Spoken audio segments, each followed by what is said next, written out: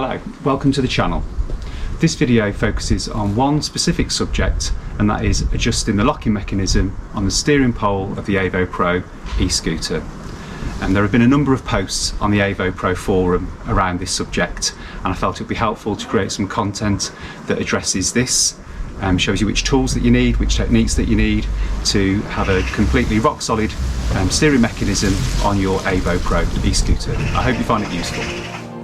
So the tools that you need for this task are the 2.5mm Allen key and the 7mm ring spanner.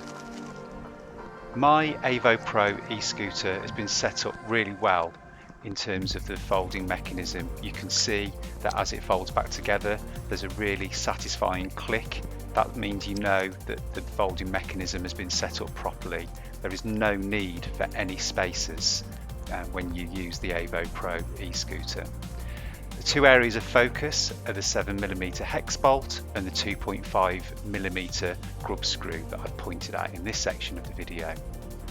First of all, you need to wind back 2 or 3 turns on the 2.5mm grub screw. That frees up the 7mm hex bolt. Then take your 7mm ring spanner and give the hex bolt just some minor adjustments. The point that we need to get to is that the head of the hex bolt moves tightly against the slider that you can see that I'm pointing to in this part of the edit.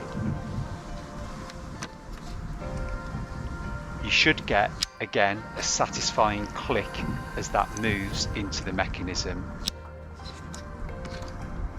Looking at it from a slightly different angle, once again, you can see that there is a very satisfying click as the mechanism closes. When you know that that slider and hex bolt are engaged in that way, it's time to tighten up the grub screw again.